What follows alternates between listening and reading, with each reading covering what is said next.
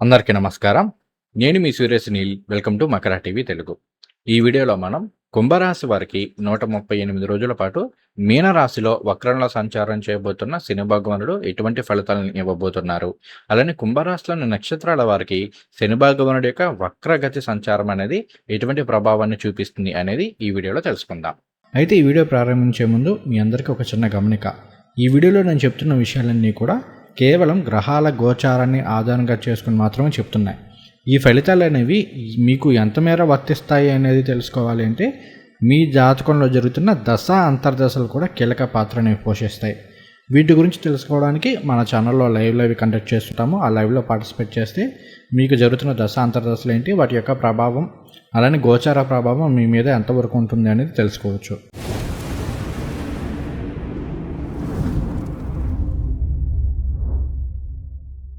కుంభరాశి వారికి అసలు శని భగవానుడు ఏమవుతారు? కుంభరాశికి అధిపతి శని భగవానుడు, అంటే 1వ స్థానానికి అధిపతి. అలానే మీ వెనకాల రాశి అయిన మకర రాశికి కూడా ఆయన అధిపతి, అంటే 12వ స్థానానికి అధిపతి. 12-1 స్థానాలకు అధిపతిన శని భగవానుడు ప్రస్తుతం మీనరాశిలో అంటే 2వ స్థానంలో సంచారం చేస్తూ ఉన్నారు. ఇది ఏలినాటి శని లాస్ట్ ఫేస్ అవుతుంది. కుంభరాశి వారికి ఏలినాటి శని లాస్ట్ ఫేస్ ఎలా ఉంటుంది అనేది ఇన్ డెప్త్గా చాలా రీసెర్చ్ చేసి ఒక వీడియో అనేది మీ ముందుకు తీసుకొచ్చాను. ఒకవేళ మీరు కనుక ఆ వీడియో చూడకపోతే ఖచ్చితంగా ఆ వీడియో చూడండి. ఈ వీడియోలో మనం శని భగవానుడి యొక్క వక్రగతి సంచారం, ముఖ్యంగా జూలై 27, 2026 నుండి డిసెంబర్ 11, 2026 వరకు మీనరాశిలో శని భగవానుడు వక్రిస్తున్నారు కాబట్టి దాని యొక్క సంచార ప్రభావం గురించి చెప్పుకుందాం. ఇక్కడ శని భగవానుడు కుంభరాశి వారికి 2వ స్థానమైన మీనరాశిలో వక్రిస్తున్నారు. 2వ స్థానం ఏం తెలియజేస్తుంది? 2 అంటే ధనస్థానం, కుటుంబ స్థానం, వాక్కు స్థానం, మనం తీసుకునే ఆహారము, ముఖము, గొంతు, నోరు, ఇవన్నీ కూడా మనకి 2వ స్థానం తెలియజేస్తూ ఉంటుంది. ఇటువంటి విషయాలన్నింటిలో కూడా ఆయన ప్రభావం అనేది ఉండబోతుందని చెప్పుకోవాలి. ఇక్కడ ముందుగానే కుంభరాశి వారికి సంబంధించి ఒక ముఖ్యమైన అంశం చెప్తాను. ఈ టైంలో అంటే జూలై 27, 2026 నుండి డిసెంబర్ 11, 2026 వరకు మాత్రం కుంభరాశి వాళ్ళు ఆరోగ్యపరమైన విషయాల్లో, ముఖ్యంగా ఆహారపరమైన విషయాల్లో చాలా జాగ్రత్తగా ఉండండి.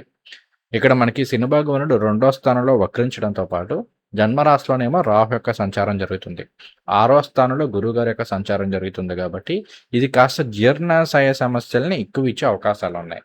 అంటే కొంతమందికి గ్యాస్ట్రిక్ సమస్యలు రావచ్చు, కొంతమందికి అజీర్తి అవ్వచ్చు, ఇంకొంతమందికి ఏంటంటే కాన్స్టిపేషన్ అంటే మలబద్ధకము ఇలాంటివి వచ్చే అవకాశాలు ఉంటూ ఉంటాయి. అలానే కొంతమందిలో ఏంటంటే గొంతు సమస్యలు, థ్రోట్ ఇన్ఫెక్షన్స్ కావచ్చు, లేదంటే నోటికి చిగుర్లకి సంబంధించిన సమస్యలు కావచ్చు, సైనసైటిస్, ఆయాసం ఇటువంటి సమస్యలతో బాధపడుతున్న వాళ్ళైతే ఈ టైంలో అటువంటి ప్రాబ్లమ్స్ అనేవి కాస్త ఎక్కువయ్యే అవకాశాలు ఉన్నాయి. అలానే ఇవి కాకుండా కొంతమందిలో ఏంటంటే కళ్ళు ఈజీగా ఎరుపెక్కేయడము, అంటే ఎలర్జీస్ ఉంటూ ఉంటాయి. డస్ట్ ఎలర్జీస్ కావచ్చు, ఫుడ్ ఎలర్జీస్ కావచ్చు, కొంతమందికి కాస్త బయట చల్లగా వాతావరణంలో తిరగగానే ఏదో ఒక సమస్య వస్తూ ఉంటుంది, తుమ్ములు వస్తూ ఉంటాయి, ఇట్లాంటివి ఉంటూ ఉంటాయి. సో ఇటువంటి సమస్యలు ఆల్రెడీ ఉన్న వాళ్ళైతే కనుక దానికి సంబంధించిన ప్రాపర్ మెడిసిన్ వాడడం కావచ్చు, లైఫ్ స్టైల్ చేంజెస్ కావచ్చు, ఇలాంటివి ఖచ్చితంగా చేసుకోండి. లేదు అంటే మాత్రం ఈ విషయంలో కుంభరాశి వాళ్ళు రాబోయే 6 నెలల్లో చాలా ఇబ్బంది పడే అవకాశాలు ఉన్నాయి. ఇది ముందుగానే చెప్తున్నాను, కాస్త జాగ్రత్తలు అయితే తీసుకోండి. తర్వాత మిగిలిన విషయాల్లో అన్నిటి కూడా కాస్త మిశ్రమ ఫలితాలు ఉంటాయి. మనం మిగిలిన విషయాల్లో ఎక్కడ కూడా పెద్దగా టెన్షన్ కానీ, స్ట్రెస్ కానీ తీసుకోవాల్సిన అవసరం లేదు. బట్ ఈ విషయంలో ఆరోగ్యపరంగా తీసుకోండి. ఎందుకంటే ఇక్కడ మనకి జన్మరాశిలో రాహు యొక్క సంచారం జరుగుతుంది కదా. జన్మరాశిలో రాహు యొక్క సంచారం జరుగుతున్నప్పుడు అది ఒక్కోసారి విపరీతమైన ఓవర్ థింకింగ్ని, యాంగ్జైటీస్ని ఇస్తూ ఉంటుంది. సో ప్రతి దానికి కూడా ఎక్కువ రియాక్ట్ అయిపోవడము, లేనిపోని టెన్షన్లు, స్ట్రెస్ని తీసేసుకోవడము, ఇక్కడ నుండి ఏంటంటే టైం టు టైం తినకపోవడము, ప్రాపర్ హెల్తీ ఫుడ్ తినకపోవడము, ఇలాంటి సమస్యలను తీసుకొస్తుంది. 2వ స్థానంలో శని భగవానుడు వక్రించారంటే టైం టు టైం తినకపోవడం ఇట్లాంటివి ఎక్కువ ఉంటూ ఉంటాయి. అలానే 6వ స్థానంలో గురువుగారి యొక్క సంచారం జరుగుతుంది. 6లో గురువుగారి యొక్క సంచారం జరుగుతుంది అంటే వర్క్ స్ట్రెస్ రిలేటెడ్గా కావచ్చు, లేదు అంటే ఒక్కొక్కసారి ఏంటంటే ఆర్థికపరమైన విషయాల్లో డబ్బులు వస్తాయి, కాకపోతే అది వచ్చేంత వరకు టెన్షన్ ఉంటుందో చూడండి. ఇలా స్ట్రెస్ పెరిగి తద్వారా జీర్ణాశయ సమస్యలు ఇలాంటివి ఎక్కువ అవకాశాలు ఉంటాయి. కొంతమంది ఏంటంటే మనకి కాస్త స్ట్రెస్ ఎక్కువ ఉన్నప్పుడు ఎక్కువగా ఫుడ్ తినేస్తూ ఉంటారు. తద్వారా వెయిట్ గెయిన్ అవ్వడము, థైరాయిడ్ లాంటి హెల్త్ ఇష్యూస్ వచ్చే అవకాశాలు కూడా ఉంటూ ఉంటాయి. కాబట్టి ఆరోగ్యపరమైన విషయాల్లో మాత్రం కుంభరాశి వాళ్ళు ఈ టైంలో చాలా జాగ్రత్తలు తీసుకోండి. ఇక మిగిలిన అంశాల పరంగా చూద్దాం. ఫస్ట్ ఆఫ్ ఆల్ శని భగవానుడు వక్రిస్తున్నారు అంటే ఆ భావానికి, ఆ భావ కారకత్వాలకు సంబంధించిన విషయాల్లో ఒక పరీక్షా కాలంగా చెప్పుకోవాలి, ఒక సమీక్షా కాలంగా చెప్పుకోవాలి. ఎందుకంటే ఈ టైంలో ఏంటి అంటే మనం తీసుకున్న నిర్ణయాలు కావచ్చు, మనం చేసిన పనులు కావచ్చు, సరైన విధానంలో ఫలితాలను ఇస్తున్నాయా లేదా అనేది అనాలిసిస్ చేసుకోవడానికి ఒక మంచి సమయంగా శని భగవానుడి యొక్క వక్ర సంచారాన్ని చెప్పుకోవాలి. ఇక్కడ ఈ విషయాన్ని ప్రత్యేకించి ప్రస్తావించడానికి గల కారణాలేంటి అంటే, శని భగవానుడు కుంభరాశి వారికి 2వ స్థానాన మీనరాశిలో వక్రిస్తున్నారు. 2 అంటే వాక్కు స్థానం అవుతుంది. కాబట్టి మనం మాట్లాడే విధానం సరిగ్గా ఉందా? లేదా? ఏ విధంగా మాట్లాడుతున్నాం అనేది ఇక్కడ సరిజూసుకోవాల్సిన అవకాశము, అవసరము అనేవి చాలా ఎక్కువగా ఉన్నాయని చెప్పుకోవాలి. ఎందుకంటే ఈ టైంలో మీరేంటి అంటే చాలా కఠినంగా మాట్లాడడం, లేదంటే చాలా స్ట్రైట్ ఫార్వర్డ్‌లో మాట్లాడేయడం. ఎందుకు ఎదుటి వాళ్ళని ఎప్పుడు మనం ఇంప్రెస్ చేసేలా మాట్లాడాలి, ఉన్నది ఉన్నట్టుగా చెప్పేద్దామనే మీ మనస్తత్వం ఏదైతే ఉందో, అది కుటుంబ సభ్యుల మధ్య కావచ్చు, స్నేహితుల మధ్య కావచ్చు, బంధువుల మధ్య కావచ్చు, ఆఫీస్‌లో కొలీగ్స్ మధ్య కావచ్చు, చిన్న చిన్న మనస్పర్ధల్ని తీసుకొచ్చే అవకాశాలనేవి కాస్త ఎక్కువగా ఉన్నాయి. కాబట్టి మాట తీరు విషయంలో చాలా జాగ్రత్తగా ఉండండి. ఎవరితో ఏ విధంగా మాట్లాడుతున్నాం అనేది ఆచితూచి మాట్లాడడం అనేది అలవాటు చేసుకోండి. తర్వాత మరలా 2 అనేది కుటుంబ స్థానం కూడా అవుతుంది. ఇక్కడ శని భగవానుడు కుటుంబ స్థానంలో వక్రిస్తున్నారు. కాబట్టి కుటుంబ బాధ్యతలనేవి పెరిగే అవకాశాలున్నాయి. అలానే ఇంకొకటి ఏంటి అంటే భార్యాభర్తల మధ్య కావచ్చు, కుటుంబ సభ్యుల మధ్య కావచ్చు, ఎప్పటినుండో ఒక పెండింగ్‌లో ఉండిపోయి లేదంటే పాత విభేదాలు ఏవైతే ఉన్నాయో అవి మరలా తిరిగి తెర మీదకొచ్చే అవకాశాలుంటూ ఉంటాయి. ముఖ్యంగా మీ మాట తీరు వలనే ఇలాంటివి వచ్చే అవకాశాలుంటూ ఉంటాయి కాబట్టి, కాస్త సంయమనం పాటించడానికి, సహనంతో ఏదైనా సరే సాధించుకునే విధంగానే ప్రయత్నం చేయండి. గురువుగారి యొక్క యాస్పెక్ట్ ఉంది కాబట్టి ఏది కూడా విపరీతమైన ఇబ్బందులైతే అవ్వవు. కాకపోతే కొన్ని కొన్ని సమస్యలను తీసుకొస్తుంది. అయితే ఇక్కడ ఈ సమయం అనేది మరలా వివాహం కాని వారికి వివాహ సంబంధాలను తీసుకురావడానికి, అలానే సంతానం లేని వారికి సంతాన భాగ్యాన్ని తీసుకురావడానికి కూడా అవకాశాలనేవి ఉన్నాయని చెప్పుకోవాలి. ముఖ్యంగా ఎప్పటినుండో కాస్త ఆటుపోట్లతోటి, అప్ అండ్ డౌన్స్ తోటి ఉన్న వివాహ సంబంధాలు ఇలాంటి విషయాల్లో మాత్రం చాలా సానుకూల ఫలితాలొచ్చే అవకాశాలుంటాయని చెప్పుకోవాలి. తర్వాత కుంభరాశి వాళ్ళు ఆర్థికపరమైన విషయాల్లో కూడా కాస్త జాగ్రత్తలు వహించండి. ఎందుకంటే మనకి 2వ స్థానం అనేది ధనస్థానంగా తీసుకున్నారు. ఇటువంటి స్థానంలో శని భగవానుడు వక్రిస్తున్నారు. కాబట్టి ఏం చెప్పుకోవాలి? ఆర్థికపరమైన విషయాల్లో కొంత జాగ్రత్తలని చెప్పుకోవాలి. నేను 2025లోనే శని భగవానుడికి సంబంధించి ఇల్నెట్స్ అని లాస్ట్ ఫేజ్‌లో కుంభరాశి వారికి ఫైనాన్షియల్‌గా చాలా బావుంటుంది. అవసరానికి తగ్గట్టుగా ఏదో ఒక విధంగా ధనం అనేది చేతికి అందుతూ ఉంటుంది. మనీ రొటేషన్ అనేది పక్కాగా ఉంటుంది అని చెప్పాను. దానికి తగ్గట్టుగానే చాలామంది చాలా సంవత్సరాల తర్వాత మాకు ఈ టైంలోనే డబ్బులు చేతిలో నిలబడుతున్నాయని, అవసరానికి తగ్గట్టుగా డబ్బు ఏదో ఒక విధంగా చేతికి అందుతుందని చాలామంది మెసేజ్ చేశారు. అయితే ఈ సంవత్సరం మాత్రం జూలై నుండి నవంబర్ మధ్య కాలంలో కుంభరాశి వాళ్ళు ఆర్థికంగా చాలా జాగ్రత్త. డిసెంబర్‌లో అంటే చాలా గ్రహాల సంచారంలో మార్పులు ఇవన్నీ ఉన్నాయి కాబట్టి, ముఖ్యంగా జూలై టు నవంబర్ మాత్రం చాలా చాలా జాగ్రత్త. ఈ టైంలో ఏంటి అంటే మీరు ఫోకస్ చేయాల్సింది వృధాగా డబ్బులేమన్నా ఖర్చు పెడుతున్నారా అనేది ఒకటికి 10 సార్లు సరిజూసుకోండి. కొన్ని సందర్భాల్లో మనకి అవసరం లేకపోయినా కూడా ఏదో ఒకటి కొంటూ ఉంటాం. ఈ టైంలో ఏదో ఒక క్రెడిట్ కార్డ్ వస్తుంది. మంచి ఆఫర్‌లో వస్తుందని చెప్పి తీసేసుకుంటాం. క్రెడిట్ కార్డ్ వస్తుంది కదా! లైఫ్ టైమ్ ఫ్రీ అంటున్నాడు, అదంటున్నాడు, ఇదంటున్నాడు అని చెప్పి తీసేసుకుంటాం. తీసుకున్నప్పటి నుంచి చేతిలో కార్డ్ ఉంది కదా! కాబట్టి ఏదో ఒక వస్తువు కొందాం. ఐఫోన్ కొనుక్కుందాం. లేదంటే ఇట్లా అంటే మనకి అవసరం లేకపోయినా కూడా అనవసరమైనవి కొనే అవకాశాలు ఎక్కువగా ఉంటుంటాయి. తద్వారా అక్కడి నుండి అంటే వాటిల్ని కట్టలేక ఈఎంఐల్లోకి తీసుకెనో, లేదంటే మినిమమ్ బ్యాలెన్స్‌లోనైనా కట్టుకుంటూ ఆర్థికంగా ఇబ్బంది పడే అవకాశాలు ఈ టైంలో చాలా ఎక్కువగా ఉన్నాయి. అందులోనూ మరలా మనకి దసరా ఆఫర్‌లు లాంటివి వస్తుంటాయి కదా! కాబట్టి ఏంటి అంటే ఖర్చుల విషయంలో అవసరపు ఖర్చులు పెడుతున్నామా? అనవసరపు ఖర్చులు పెడుతున్నామా? అనేది ఒకటికి 10 సార్లు ఆలోచించి ఖర్చు పెట్టడం అనేది ఈ టైంలో అలవాటు చేసుకోండి. ఆ ఫైనాన్షియల్ మేనేజ్‌మెంటు, ఆ ఫైనాన్షియల్ మెయింటెనెన్స్ ఇట్లాంటివి సరిగ్గా లేకపోతే మాత్రం ఈ టైంలో ఇబ్బంది పడే అవకాశాలున్నాయి. ఎందుకంటే 6వ స్థానంలో గురువుగారి యొక్క సంచారం జరుగుతుంది. 6 అంటే రుణస్థానం కూడా. కాబట్టి లోన్‌లు ఇలాంటివి తీసుకునే అవకాశాలు ఎక్కువగా ఉన్నాయి.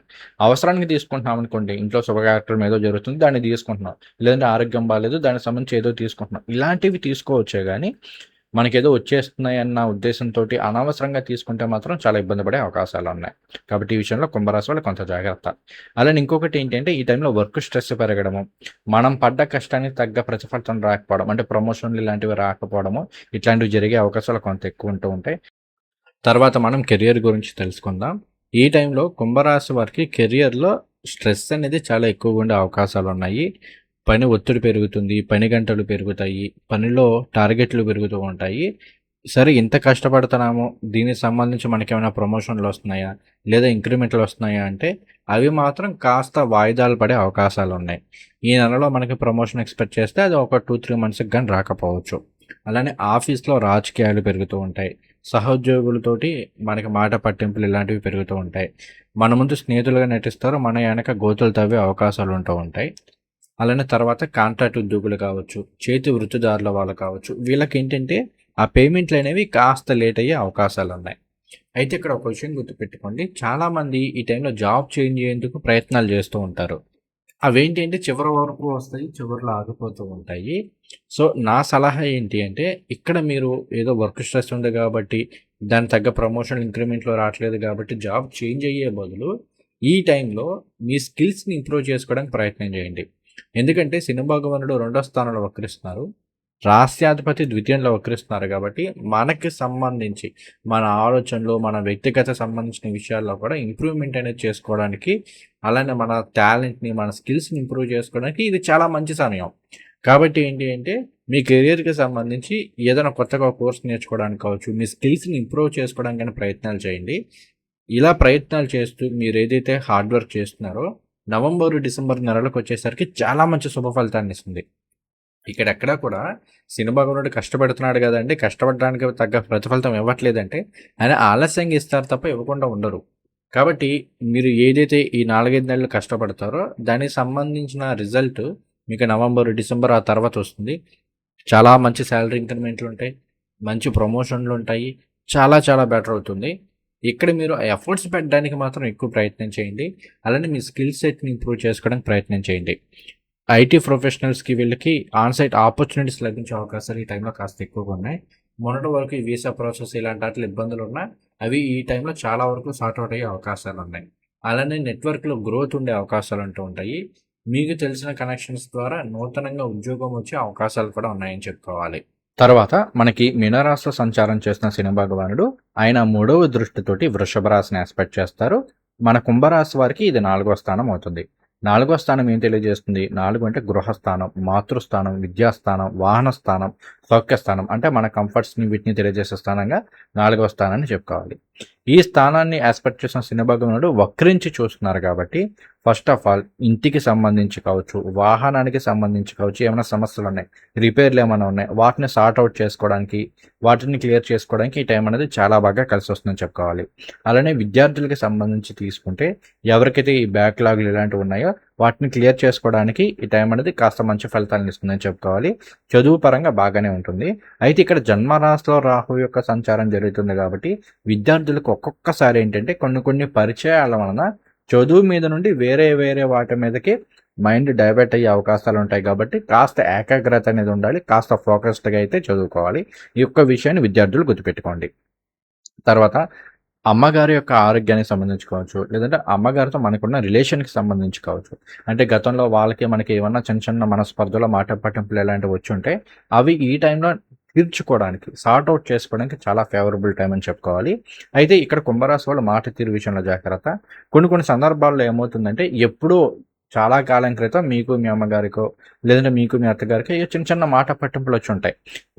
ఆ తర్వాత సార్ట్ ఔట్ అయిపోయి ఉంటాయి. బట్ ఈ టైంలో ఏంటంటే మీరు చేసే పనుల వలన కావచ్చు, మీరు మాట్లాడే కొన్ని మాటల వలన కావచ్చు, అలాంటివి మరలా తెర మీదకి వచ్చే అవకాశాలుంటాయి. అప్పుడెప్పుడో జరిగిపోయినయి మరలా ఈ టైంలో తీసుకొచ్చి మీతో ఇష్యూస్ క్రియేట్ చేసుకునే అవకాశాలున్నాయి కాబట్టి కుంభరాశి వాళ్ళు ఇలాంటి విషయాల్లో చాలా జాగ్రత్తలైతే తీసుకోండి. కొన్ని కొన్ని సందర్భాల్లో ఆల్ ఆఫ్ ద సడెన్‌గా చాలా అన్‌ఎక్స్‌పెక్టెడ్ వేలో ఇలాంటివి జరిగే అవకాశాలున్నాయి. ఎందుకంటే శని భగవానుడు మరలా 8000 కూడా చూస్తూ ఉంటారు. కాబట్టి కొంత జాగ్రత్త. అలానే కొన్ని సందర్భాల్లో కుటుంబ సభ్యుల మధ్య ఏంటంటే వారసత్వ ఆస్తులకి సంబంధించిన విషయాల్లో చిన్న చిన్న భేదాభిప్రాయాలు వచ్చే అవకాశాలున్నాయి. ఈ టైంలో ఏంటి అంటే మీ మదర్ మీకు సపోర్ట్ చేయకుండా వేరే వాళ్ళకి సపోర్ట్ చేయడము ఇట్లాంటివి కూడా ఉండే అవకాశాలు ఉంటూ ఉంటాయి. అవి కేవలం తాత్కాలికం మాత్రమే. ఇక్కడ మనం కేవలం గోచారాన్ని బట్టి మాత్రమే చెప్పుకుంటున్నాం. కాబట్టి ఈ విషయాన్ని తీసుకోండి. మనకి జరిగే దశ, అంతర్దశలు ఎలా ఉన్నాయనేది పరిశీలన చేసిన తర్వాత మాత్రమే మనం ఏదైనా పూర్తి స్థాయిలో చెప్పుకోవడానికి ఉంటుంది.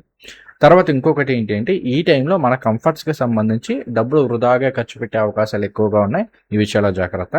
అలానే మీరు అద్దింట్లో ఉంటున్నా, సొంతింట్లో ఉంటున్నా, ఎక్కడుంటున్నా కూడా వాటర్ లీకేజ్‌లు గాని ఇలాంటివి ఉంటే అటువంటి వాటిని ఈ టైంలో ఈజీగా తొందరగా సార్ట్ ఔట్ చేసుకునే ప్రయత్నం చేయండి. ఎందుకంటే కొన్ని కొన్ని శాస్త్రాలు కావచ్చు, కొన్ని కొన్ని సిద్ధాంతాల ప్రకారం మన ఇంట్లో వాటర్ లీకేజ్ ఇలాంటివి జరుగుతూ ఉంటే ధన నష్టం ఉంటుంది, ధనం వృధాగా ఖర్చయిపోతుంది అని చెప్పి చెప్తుంటారు. కాబట్టి ఇలాంటి విషయాల్లో కొంత జాగ్రత్తలైతే తీసుకోండి. తర్వాత మీనరాశిలో సంచారం చేసిన శని భగవానుడు ఆయన 7వ దృష్టితోటి కన్యా రాశిని యాస్పెక్ట్ చేస్తారు. కుంభరాశి వారికి ఇది 8వ స్థానం అవుతుంది.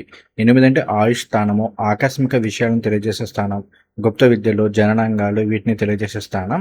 ఈ స్థానాన్ని శని భగవానుడు యాస్పెక్ట్ చేయడం అనేది ముఖ్యంగా వారసత్వ ఆస్తులు ఇలాంటి విషయాల్లో చిన్న చిన్న డిస్టర్బెన్సెస్ ఇలాంటి వాటిని ఇస్తూ ఉంటుంది. అయితే శని భగవానుడు 2లో వక్రిస్తూ అష్టమాన్ని యాస్పెక్ట్ చేస్తున్నారు కాబట్టి ఆల్ ఆఫ్ ద సడన్‌గా ఆకస్మిక ధనలాభాలను ఇచ్చే అవకాశాలు కూడా ఉన్నాయి. అలానే ఈ టైం అనేది బిజినెస్ పార్ట్నర్స్ మధ్యలో చిన్న చిన్న విభేదాలను తీసుకొచ్చే అవకాశాలు కూడా ఉంటాయి. కాబట్టి ఈ విషయాల్లో కొంత జాగ్రత్తలు తీసుకోండి. తర్వాత శని భగవానుడు 2లో వక్రిస్తూ అష్టమాన్ని యాస్పెక్ట్ చేస్తున్నారు కాబట్టి ఫుడ్ పాయిజన్స్ ఇలాంటివి జరిగే అవకాశాలు ఉంటూ ఉంటాయి. కాబట్టి ఆరోగ్యపరంగా కొంత జాగ్రత్త. తర్వాత ఈ కాలం అనేది ఆధ్యాత్మిక కార్యక్రమాలకే చాలా మంచిది. మీలో ఎవరైనా ఏదైనా మంత్రాన్ని పురస్చరణ చేయాలనుకుంటున్నారు, లేదంటే ఏదైనా జ్యోతిష్ శాస్త్రం లాంటివి నేర్చుకోవాలి అనుకుంటున్నారు, ఈ టైం అనేది చాలా ఫేవరబుల్ రిజల్ట్స్ ఇస్తుందని చెప్పుకోవాలి. తర్వాత శని భగవానుడు మనకి మీనరాశిలో సంచారం చేస్తూ దశమ దృష్టితోటి ధనుర్రాశిని యాస్పెక్ట్ చేస్తారు. ఇది కుంభరాశి వారికి లాభస్థానం అవుతుంది.